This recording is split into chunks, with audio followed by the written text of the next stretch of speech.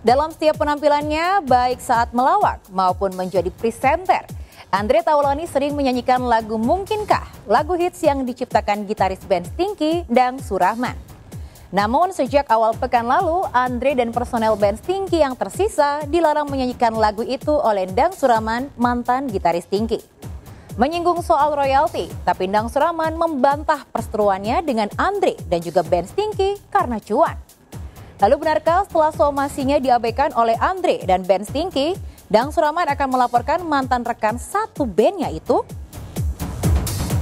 Sebelum menyaksikan jawabannya, izinkan saya Maria Andromeda pamit undur diri dari hadapan Anda. Saksikan terus Barista, berita artis ternama setiap Sabtu dan Minggu hanya di RCTI.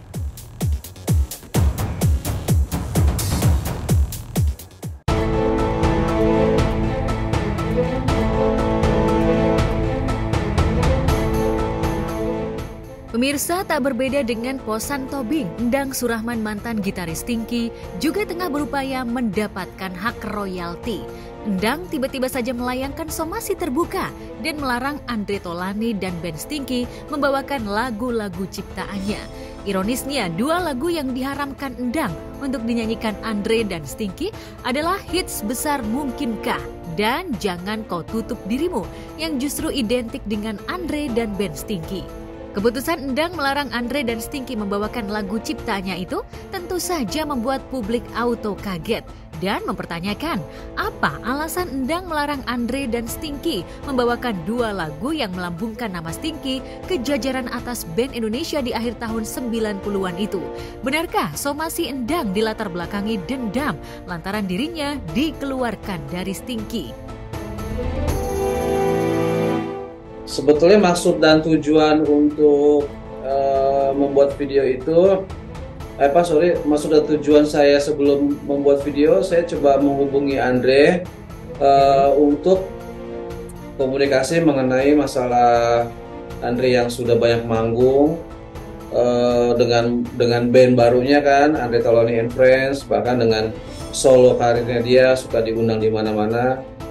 Nah itu kan Andre sama sekali nggak ada laporan ke saya, nggak ada basa-basi atau bagaimana. Ya. Nah itu juga yang dasar itu yang membuat saya juga mendorong untuk membuat somasi itu. Ya kalau mau jujur sih memang kecewa ya, saya kecewa banget. Ya mungkin itu juga salah satu faktor yang mendorong saya untuk melarang lagu-lagu saya untuk dibawakan teman-teman. Ya sebenarnya Stinky itu nggak kaget juga karena Dang tidak ada angin, nggak ada hujan, tiba-tiba mensomasi. Padahal di hari yang sama dia upload video somasi masih ngobrol sama saya, ngechat di WhatsApp tentang gimana Stinky, terus relatif gue gimana, kurang lebih kayak gitu. Jadi agak kaget juga sih, tiba-tiba dia upload ini kayak bercanda gitu, makanya saya ketawa. Ternyata serius karena viral. Emang nggak boleh sakit hati karena kan dia kita keluarkan atau kita suruh ambil cuti karena kan dia sudah tidak passionnya di Stinky sudah hilang, sudah berpudar jauh. Saat kita lagi berusaha untuk membangkitkan kembali Stinky dari bertahun-tahun lalu, dia kan hilang terus, tidak ada, belakangan nongol lagi.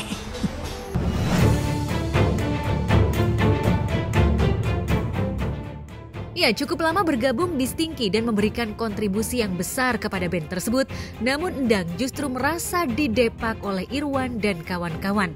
Jika awalnya Dang masih membiarkan Stinky membawakan lagu Mungkinkah dan Jangan Tutup Dirimu, namun di penutup akhir tahun 2023, Dang resmi melarang band Stinky dan Andre membawakan lagu ciptaannya.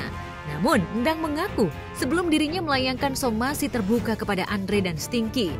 Dang sempat menghubungi Andre dan Irwan Batara basis Stinky untuk membahas terkait masalah royalti. Namun, baik pihak Andre maupun Stinky tidak ada respon. Bahkan Dang mengaku jika dirinya sudah di-unfollow Irwan. Saya membuat video somasi ini juga bukan semata karena uang, tapi lebih kepada etika dan moral gitu. Jadi kan akhirnya ya sebetulnya boleh dibilang ya saya ditinggalin gitu kan. Nah itu juga salah satu faktor yang akhirnya saya harus membuat video tersebut gitu. Selain dari performing right gitu. Ada mah saat hari itu dia upload video dari pagi kontak saya terus, Endang. Tapi nggak ngomongin masalah itu, biasa aja. Masalah jatah dia nanti. Karena tiap Stinky event Endang tuh dapat bagian dari itu. Jadi dia kemarin tuh minta bagian dia yang untuk kemarin tanggal 1 kita main.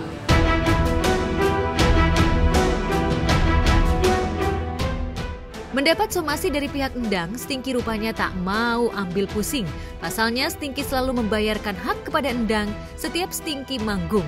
Namun Endang membantah pernyataan Irwan lantaran dirinya hanya dibayar 500.000 dan hal itu dianggap tak pantas. Dan apa yang dibayarkan kepada dirinya bukanlah terkait royalti. Lantas apa tanggapan Stinky terkait tudingan jika Endang hanya menerima uang 500.000? Cara kebijakan itu angkanya juga menurut saya nggak pantas ya. Mungkin teman-teman udah dengar ya Irwan mengutarakan nominalnya berapa. Sementara kita tahu bahwa Stinky itu mempunyai rate nilai untuk kontrak setiap manggungnya itu di angka 50 juta ke atas. Ya mungkin teman-teman bisa berpikir ya pantas nggak sih saya dapat sekian ratus ribu gitu. Nah jadi saya mengajukan ke Irwan, gua minta nggak muluk-muluk nih, minta cuma 2% aja deh. 2% dari nilai kontrak Stinky setiap event gitu. 500.000, pernah 250.000 juga event. Enggak, kita selalu ngasih dan itu harus tidak wajib karena royalti yang Endang dapatkan itu sudah dikolek atau sudah diambil oleh KCI. Terus dapat lagi dari publisher, royalti namanya royalti digital juga dapat dia. Tapi kalau Endang ini kelewatan, undang-undangnya belum jadi, sudah nyasar duluan. Tapi kita udah duluan, jadi udah ngasih kenal tiap Stinky ada event, ada show, Endang pasti dapat dari kita. Itu dari zamannya Dani minta ke Once, gitu. Kita udah duluan dari berapa tahun yang lalu udah ngasih ke Endang.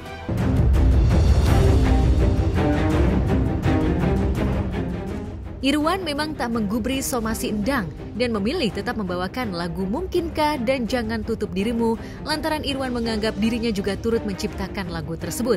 Apalagi Irwan merasa jika part lagu yang dia ciptakan yang justru menjadi racun hingga lagu itu menjadi lagu yang dikenang sepanjang masa.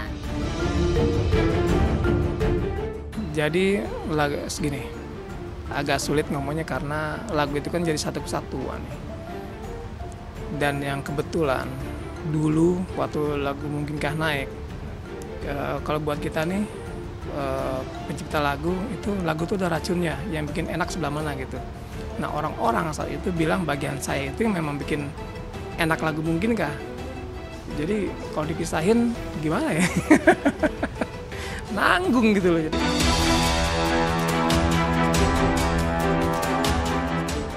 Jika Stinky langsung speak up terkait somasi terbuka yang dilayangkan Endang, sebaliknya Andre Taulani seolah memilih bersikap santai. Andre justru menjawab somasi Endang dengan membuat video parodi yang seolah menyindir sikap Endang. Ya, sejak dirinya tak lagi bergabung dengan Stinky, Andre memang kini lebih fokus menjadi seorang komedian. Namun tak jarang Andre tetap membawakan lagu Mungkinkah di atas panggung. Lantas apa tanggapan Endang terkait video parodi yang seolah menjadi sindiran untuk dirinya?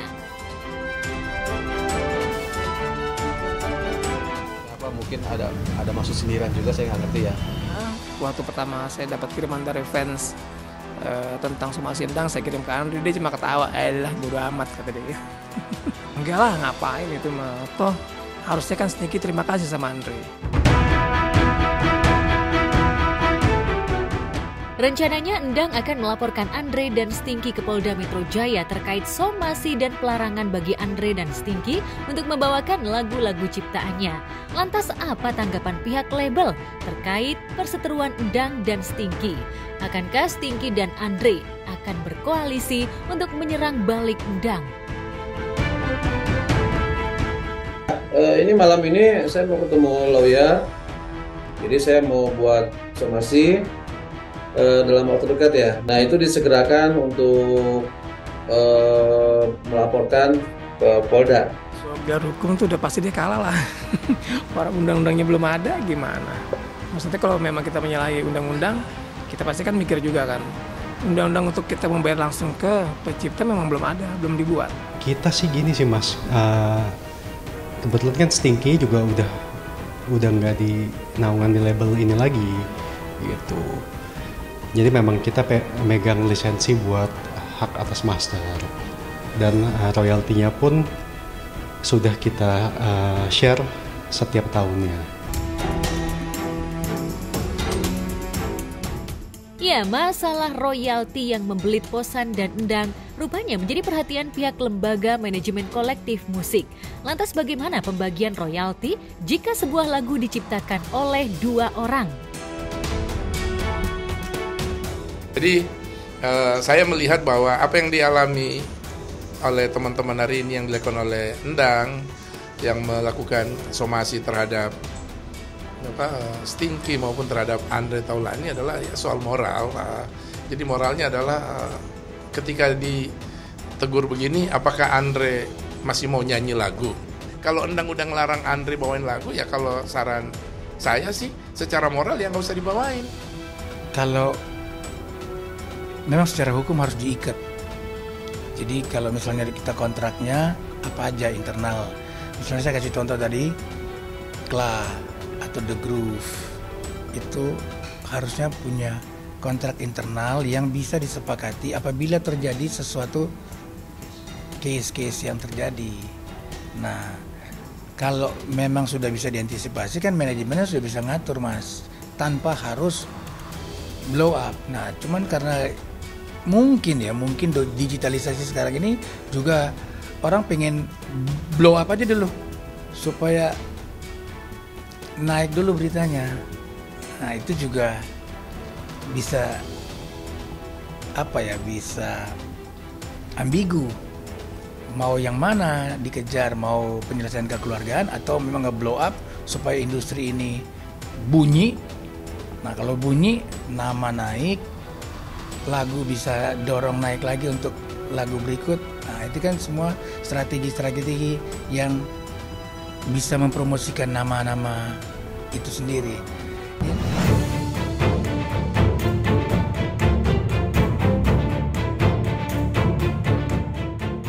Agnes Mo juga mendapat masalah terkait lagu yang dibawakannya.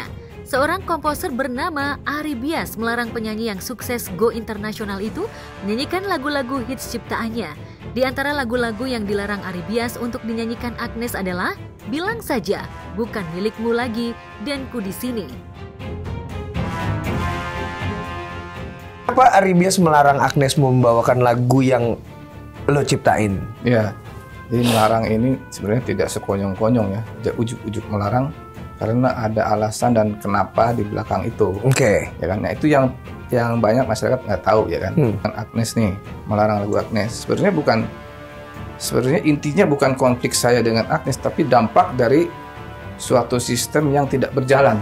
Sistem pengolekan royalti. Ya, terutama itu, khususnya sistem tata kelola royalti di Indonesia. Iya. Jauh sebelum kasus ini viral, Ari sudah melarang Agnes Mo untuk membawakan lagu-lagu ciptaannya, tepatnya sejak Juli 2023 lalu. Lalu benarkah larangan yang dilakukan Ari ini lantaran Ari tak pernah mendapatkan hak royalti dari lembaga LKMN hingga akhirnya ia membuat direct license karya-karyanya? Oh, jadi sebelum ada pelarangan ini lo ada pemberitahuan? Ya, pemberitahuan itu di bulan Juli 2003. Jadi saya memberitahukan kepada artis semua ya, semua artis yang membawakan lagu saya, khususnya yang hits ya. Ya. Hits kan berarti lagunya sering dibawain konser ya. Ya. Selama lagu Agnes itu dirilis 2004. 2004 rilis. Bayangkan selama 20 tahun saya menunggu royalti konser, tidak pernah ada angka Rp1 pun yang muncul di laporan dari LMK.